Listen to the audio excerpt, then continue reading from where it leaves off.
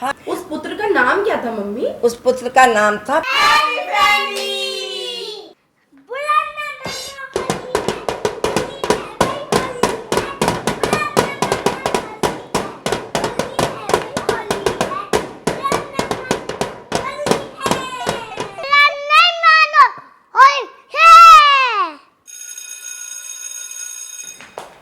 अरे नानी, ये आप क्या कर रहे हो?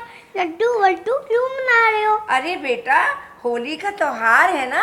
हाँ। तो इसलिए लड्डू बना रहे हैं, गुजियाँ बनाएंगे, बहुत सारे पकवान बनाएंगे, नमकीन बनाएंगे, मीठा बनाएंगे, बहुत मजे आएंगे बेटा। लेकिन नानी, होली पे तो पिचकारी मारते हैं, बलून फोड़ते हैं, रंग ऐसे गाल पे लगाते हैं।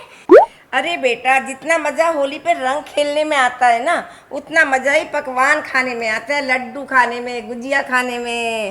अरे नानी, हाँ। आप टाइम वेस्ट कर रहे हो। चलो ना नीचे चल के होली खेलते हैं। बेटा, होली कल है ना, तो हम कल खेलेंगे आपके साथ होली। आज तो लड्डू बना लेने दो। अरे नानी, अरे बेबो, हाँ नानी। आप क्या सोच रहे हो? अरे नानी, मैं ये सोचती हूँ कि होली के दिन एक ही बार क्यों होली खेलते हैं, रोज अच्छा। क्यों नहीं खेलते? बेटा, होली का त्योहार साल में एक ही बार आता है, इसलिए हम एक ही दिन होली खेलते हैं, रोज थोड़े आता है त्योहार। अरे नानी, गुलाल और पिचकारी तो हम रोज खरीद सकते हैं, लेकिन एक ही दिन क्यों आता है होली का त्योहार? अरे बेटा, होली के त्योहार का तो बहुत महत्व है, इसके पीछे एक स्टोरी है। वाह, स्टोरी! मैं सुनाऊं आपको? रुक जा नानी, मैं तोई पुसरा को बुला के लाती हूँ। अच्छा, बुला लाओ। फिर आप सुनाना मुझे। ठीक है, ठीक है। लो नानी, मैं और जॉय तो आ गए। अरे तोई पुसरा, जल्दी आओ, नानी हमें होली की स्टोरी सुनाने जा रही है।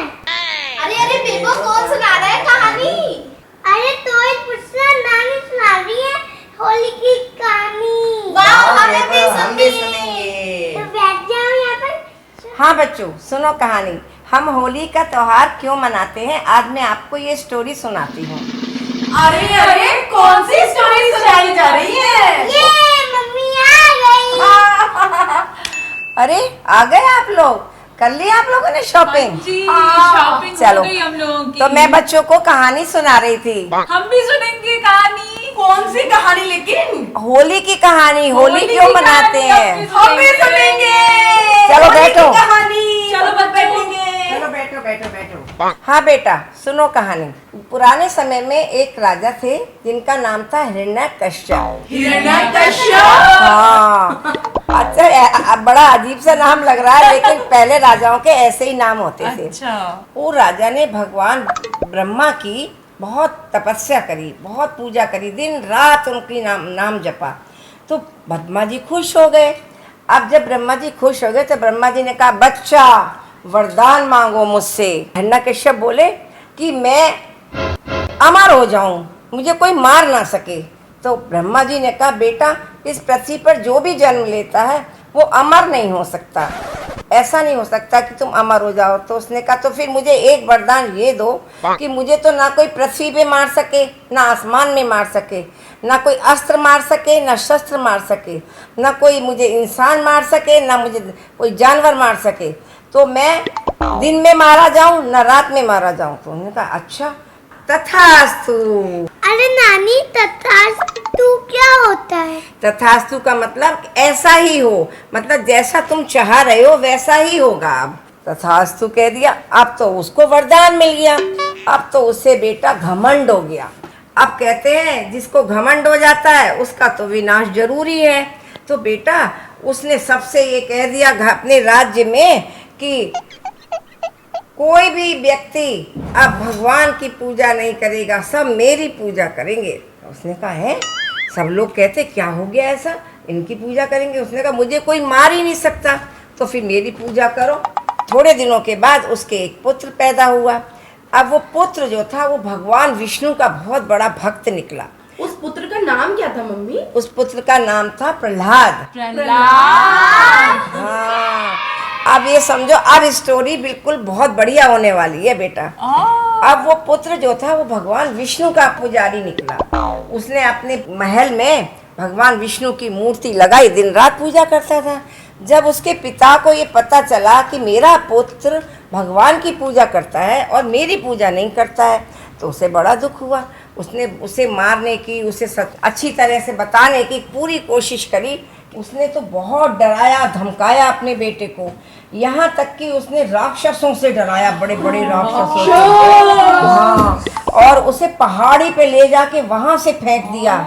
लेकिन भगवान विष्णु ने उसे बचा लिया हमेशा। एक बार तो उन्होंने ऐसा करा कि एक लोहे का खंबा गर्म करा और बिल्कुल लाल लाल कर दिया और कहा इस खंबे से इसको बांध दिया जाए। वो तो बेचारा डर गया, लेकिन उसने भगवान विष्णु का नाम लिया और एकदम से उसको क्या दिखाई दिया, उस खंबे पे एक चींटी चलती हुई दिखाई दे गई। उसने कहा अरे जब इस पे चींटी चल सकती है तो मैं क्यों नहीं जा पकड़ सकता इसको। उसने जाके उस खंबे को पकड़ लिया, उसको कुछ भी नहीं हुआ क्योंकि भगवान विष्णु की उस पर कृपा थी ना। बस इस तरह से उन्होंने उसको बहुत कष्ट दिए, लेकिन वो मरा नहीं। उसने तो भगवान की ही पूजा करी। तो हिरण्यकश्यप की एक बहन थी, उसका नाम था होलिका। क्या नाम था? होलिका। तो होलिका को एक वरदान के रूप में भगवान विष्णु ने एक दुपट्टा दिया था। उसे ये वरदान था कि इस दुपट्टे को जब भी वो पहन लेगी तब उसको ना तो हवा, पानी, अग्नि कोई भी उसका कोई नुकसान नहीं कर सकती है, वो हमेशा सुरक्षित रहेगी। उसने अपने भाई से कहा कि हिरण्यकश्यप से कि भाई मैं इस दुपट्टे को पहन के अग्नि में लेके प्रहलाद को गोदी में लेके बैठ जाती हूँ और प्रहलाद जब आग लगा दोगे आप तो प्रहलाद जल जाएगा, मैं तो बच जाऊंगी। हिरण्यकश्यप को तो ये प्लान बड़ा सॉलिड लगा। उसने कहा मेरी बहन तो जो है प्रहलाद को गोदी में लेके बैठ जाएगी और प्रहलाद तो जल जाएगा और मेरी बहन बच जाएगी। उन्होंने कहा ठीक है। उसने बहुत बड़ा हवन कुंड बनवाया, हवन कुंड में आग जलवाई और हिरण्यकश्यप ने कहा कि चलो बहन बैठ जाओ लेके। होलिका ने क्या करा, होलिका ने अपना दुपट्टा खोला ऐसे करके, ये दुपट्टा और ऐसे करके ओढ़ के और पूरा ढक के बैठ गई ऐसे करके, और उसने गोदी में प्रहलाद को बिठा लिया और अपने को पूरा बचा लिया।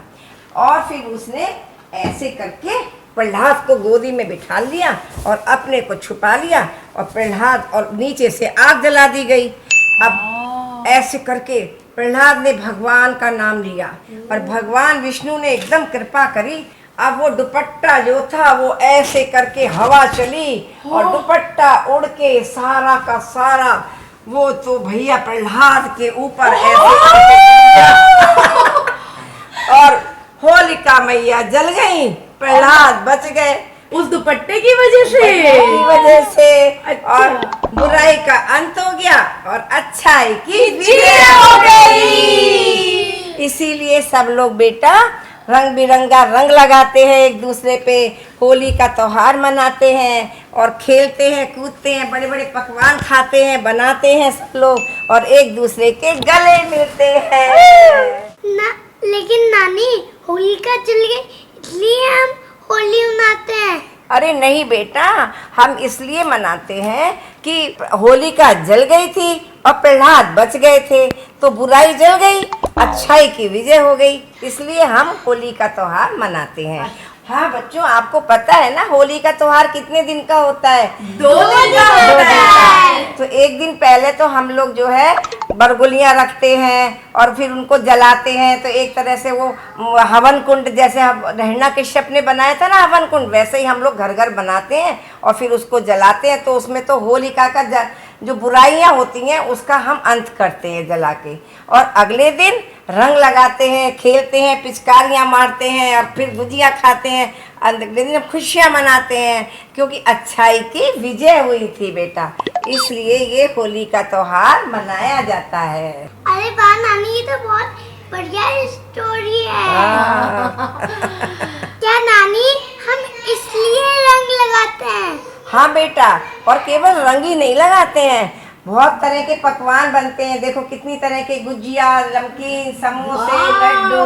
खाओ खाओ खाओ सब लोग खाओ, मुझे तो गुजिया चाहिए। गुजिया खाओ, ये सब खाते हैं। एक दूसरे को खिलाते हैं। और नमकीन भी। वाह नमकीन, ये अरे सब हम भी सामान। खाएंगे। क्या खा रहे हो आप लोग? लड्डू गुजिया। लो दीदी खाओ गुजिया। लो बेटा खाओ। मुझे तो होली का त्योहार इसलिए अच्छा लगता है क्योंकि बहुत सारे पकवान खाने को मिलते हैं। हाँ, और दही बड़े भी बनते हैं। अरे वाह, हाँ। कल हम लोग बहुत मस्ती करने वाले हैं। होली के और दिन बेटा एक बात और, केवल पकवान खाए जाते हैं और होली पे रंग लगाए ऐसा ही नहीं है। आज के दिन सब लोग एक दूसरे की दुश्मनी जो होती है आपस में, किसी से प्रेम भाव खत्म हो गया होता है तो वो फिर से शुरू हो जाता है। एक दूसरे के गले मिलते हैं, एक दूसरे के घर जाते हैं, अरे तो वाह। एक दूसरे की दुश्मनियां खत्म हो आज जाती सुबह हैं। मैंने दीदी से लड़ाई करी है।